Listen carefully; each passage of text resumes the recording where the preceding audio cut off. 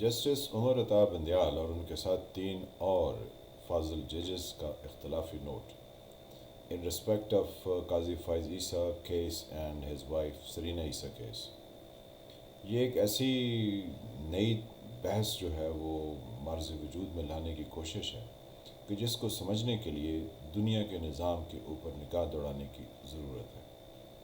Super powers کے بارے میں یہ کہا جاتا ہے کہ وہ اپنی لڑائی بہت دہائیاں پہلے طے کرتے ہیں کہ انہوں نے آنے والے وقت میں کہاں کس جگہ کس کے ساتھ لڑائی کرنی. اکثر و بیشتر آپ نے سنا ہوگا کہ یہ بات جو آج تیسری دنیا کے لوگوں کو سمجھ آئی ہے، یہ سپر پاور جو ہے وہ اس کا فیصلہ بہت پہلے کر چکی تھی. تو ہماری اسٹیبلشمنٹ بھی اسی سپر پاور کو اسٹڈی کرتی ہے اور ہمارے جوڈیشری میں بیٹھے ہوئے افراد اسی طرح کے گیم پلان کو اسٹڈی کرتے ہیں اور پھر اس میں اپنا رول اسی طریقے سے ادا کرتے ہیں جیسے کہ دنیا کی کئی ریاستیں سپر پاورز کے کنٹرول کے لیے اپنا کردار ادا کرتی ہیں. کہانی جو ہے وہ ہمارے ہاں تسلط قائم کرنے کی ہے. اگر آپ تھوڑا عرصہ پہلے یعنی کوئی 50 سال پہلے چلے جائیں یا ایون اس سے پہلے بھی چلے جائیں، جب ایوب خان نے اس ملک کے اقتدار پر قبضہ کیا تھا، تو اس نے سب سے پہلی چیز جو ہے، جو کہ کسی کے وہم و گمان میں بھی نہیں تھی، کہ قائد اعظم کی سسٹر محترمہ فاطمہ جناح کو غدار تک اور ان کے اوپر کیسے کیسے الزامات لگائے گئے. تو کوئی یہ سوچ نہیں سکتا تھا کہ یہ الزامات لگ سکتے ہیں، لیکن لگائے گئے. پھر یہ سلسلہ چلتے چلتے آج 2022 میں سیاستدانوں کی ملک میں کتنی عزت اور تکریم ہے، اس سے آپ بخوبی واقف ہیں. آپ کسی نیک شخص کے بارے میں روزانہ بدگمانی پھیلانا شروع کر دیں تو ایک عرصے کے بعد اس نیک شخص کو ہر کوئی برا اور بددیانت سمجھنا شروع کر دے گا. اس لیے کہتے ہیں بد سے بدنام برا.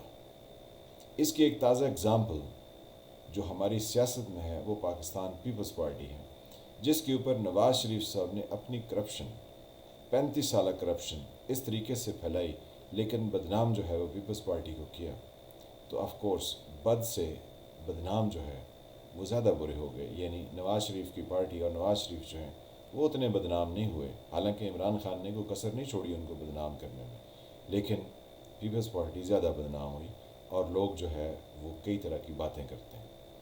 اب عمران خان جو ہے وہ نواز شریف کی کرپشن اور ان کی اس طرح کی ساری جو ایکٹیویٹیز رہیں 35 سال یا اس سے کم و بیش زیادہ عرصے میں، کیونکہ نواز شریف بھی اسی اسٹیبلشمنٹ کے لائے ہوئے تھے، تو جب عمران خان نے ان کے بارے میں یہ کہا کہ نواز شریف اس طرح کی کرپشن کرتے ہیں اور ایسے ایسے ہوتا ہے اور انہوں نے یہ پیسے لوٹ لیے ہیں اور ایسے کر لیا، حالانکہ عمران خان کی اپنی گورنمنٹ میں پیسے کی لوٹ کسوٹ اور ملک کے اندر کہہ لیں کہ رشوت دینا اور غبن کرنا اور غیر ضروری منافع کمانا، جس میں کئی طرح کے سکینڈلز آئے، گندم کا آیا، آٹے کا آیا، دوائیوں کا آیا، چینی کا آیا اور پتہ نہیں کتنے کتنے آئے. تو یعنی کرپشن جو ہے وہ عمران خان کے دور میں بہت زیادہ ہوئی اور نواز شریف کے دور سے زیادہ ہوئی، لیکن بدنام جو ہے وہ نواز شریف کو زیادہ کیا گیا. عمران خان کب بدنام ہوئے؟ کیونکہ بد سے بدنام ہوئے.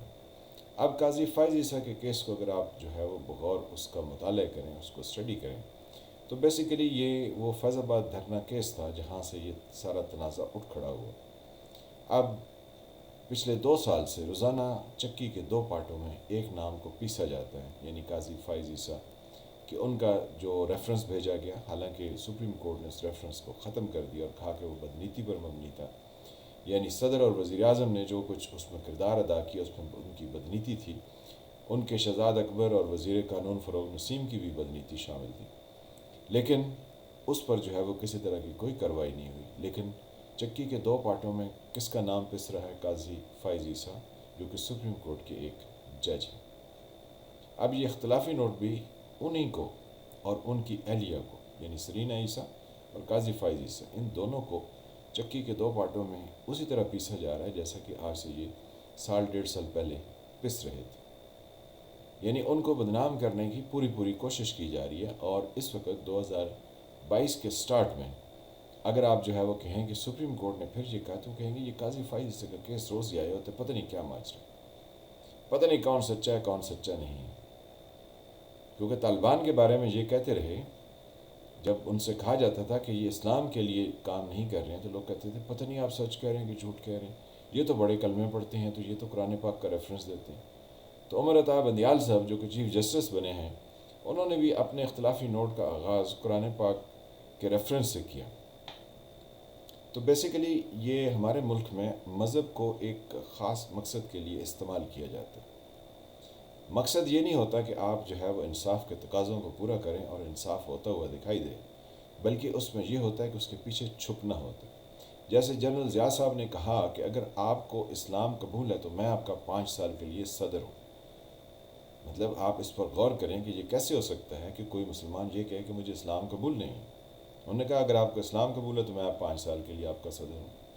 پھر اس کی ایک اور مثال، یہ متحدہ مجلس عمل، یہ جو مولویوں کی جماعت بنی تھی مشرف کے دور میں، ان کا انتخابی نشان جو ہے وہ کتاب تھا. اب کے پی کے میں اور بلوچستان میں، کیونکہ کتاب کا مطلب قرآن پاک ہوتا ہے، وہاں کتاب کا مطلب کوئی فزکس کیمسٹری میتھس یا ناول یا کوئی ڈائجسٹ یا کوئی میگزین یا کوئی ڈرامہ، کوئی اس طرح کی کتاب جو ہے، یعنی جو پیجز کو کمپائل کر کے بنائی گئی ہو، اس کا وہ تصور نہیں ہے. وہاں تصور جو ہے کتاب سے مراد قرآن پاک لی جاتی ہے. تو انہوں نے کہا جی ہمارا تو انتخابی نشان کتاب ہے، تو کیا آپ کو کتاب قبول نہیں ہے؟ اب کون ایسا مسلمان ہوگا جہاں پر تعلیم بھی واجبی سی ہو؟ تو وہ ان کی اس ٹرک کو نہ سمجھ سکا. تو ایم ایم اے نے مشرف کے اس تمام دور میں کئی طرح کے جو ہے وہ ٹرکس کیے کے پی کے کی، جب ان کے پاس گورنمنٹ تھی تو مذہب کے نام پر انہوں نے لوگوں کو استعمال کیا. اب عمر عطا بندیال صاحب نے جو اپنا فیصلہ اسلام اور قرآن پاک کا ریفرنس دے کے کیا ہے، تو اس کے پیچھے وہ چھپنا چاہتے ہیں. لیکن اصل میں ان کی کوشش یہ ہے کہ قاضی فائز عیسیٰ اور ان کی اہلیہ کو اس طریقے سے بدنام کیا جائے کہ وہ بد سے زیادہ برے ہو جائیں. جب وہ ایسا ہو جائے گا تو 2022 میں، کیونکہ عمر عطا بندیال صاحب جو ہے وہ ابھی چیف جسٹس رہیں گے، تو جب اس طرح کے روزانہ قصے چھڑیں گے اور اس طرح کی ایکٹیویٹیز ہوں گی تو یہ کس کو فائدہ پہنچے گا؟ یہ اسی اسٹیبلشمنٹ کو فائدہ پہنچے گا جو پہلے سے مختلف صورتوں میں مختلف شعبہ زندگی کے افراد کو بدنام کر رہے ہیں. اس بدنامی سے آپ اپنے مقصد حاصل کرتے ہیں، اور یہی قاضی فائز عیسیٰ اور ان کی اہلیہ کے کیس میں ہوگا. ہم ابھی ایٹ پریزنٹ تو یہ نہیں کہہ سکتے ہیں کہ کچھ ایسا ہوگا، لیکن لگتا یہ ہے، کہتے ہیں کہ تمام انسان اس دنیا میں بستے ہیں اور انسانوں کی فطرت اور ان کی ظاہری بود و باش کو دیکھ کر یہ بہت تیزی سے اور اچھے طریقے سے سمجھا جا سکتا ہے کہ وہی خدا ہے جو نظام ہستی چلا رہا ہے. کیونکہ خدا کی وحدانیت کا یا اس کے وحدہ لا شریک ہونے کا اندازہ اس بات سے ہوتا ہے کہ یہ تمام انسان جو ہیں، جو ایک دوسرے سے ملتے بھی نہیں ہیں، لیکن اگر آپ دیکھیں تو ایشین یورپین سے نہیں ملتے ہیں، اور یورپین جو ہے وہ امریکن سے نہیں ملتے ہیں، اور امریکنز جو ہیں وہ افریقن سے نہیں ملتے، لیکن سب انسان بھی ہیں اور سب ایک دوسرے سے جدا جدا بھی ہیں. تو ادھر سے خدا کی حکمیت کا اندازہ ہوتا ہے. تو جب ہم لوگوں کو دیکھتے ہیں تو ان کی کردار یا ان کے جو بیان کی الفاظ ہوتے ہیں وہ بنیادی طور پر ان کے اندر کے انسان کا پتہ دے رہے ہوتے ہیں. تو یہ جو اختلافی نوٹ سامنے آیا ہے، اس سے کئی نئے، پنجابیوں کو کہتے ہیں نئے جو ہیں وہ کئی کٹے کھلیں گے، اور وہ کٹے جو ہیں وہ کسی سے قابو نہیں ہوں گے، اور اس میں جو آئے گا وہ پستہ رہے گا. یہی اس کا یعنی مقصد ہے.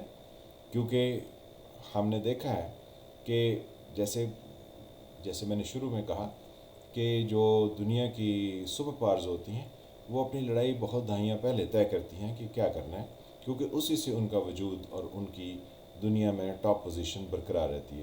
تو اگر اسٹیبلشمنٹ جو ہے وہ اس طرح کے نئے کٹے نہیں کھولے گی اور نئے کٹے پلان نہیں کرے گی، تو اس کی جو حاکمیت ہے یا اس کا جو روب اور دبدبہ ہے دوسروں پر، وہ کیسے قائم رہے گا؟ کیونکہ یہاں پر جو دوسرے طبقات سے تعلق رکھنے والے لوگ ہیں وہ بھی زنجیریں توڑانے کو بے تاب ہیں. تو یہ ایک کشمکش ہے سوسائٹی میں کہ کون کس کو کتنا ایکسپلائٹ کرے گا اور کون اپنا تسلط کس طرح برقرار رکھے گا، اور کون سا طبقہ جو ہے وہ نیچے سے اٹھے گا اور کسی کے تسلط کو وہ توڑ دے گا۔ یہ سب ایک دلچسپ کھیل ہے، اور شطرنج کے کھیل کو سمجھنا ہو تو انسانی اقدار اور کرداروں کو سمجھیے، اور انسانی کرداروں کو سمجھنا ہو تو شطرنج کا کھیل کھیلیے۔ تبھی آپ کو اندازہ ہوگا کہ دنیا میں کتنی انٹرسٹنگ چیزیں پاسبلی ہو سکتی ہیں۔ تبھی تو ہم کہتے ہیں کہ پاکستان میں ہر وقت کچھ نہ کچھ ہوتا ہے اور پھر انتہائی بیہودہ طریقے سے جاری رہتا ہے۔ میں ہوں فالح ملک، آپ دیکھ رہے تھے سرکار۔ اللہ آپ کو اپنی حفظ امان میں رکھے۔ ملتے ہیں کسی نئے ٹاپک کے ساتھ، تب تک کے لیے خدا حافظ۔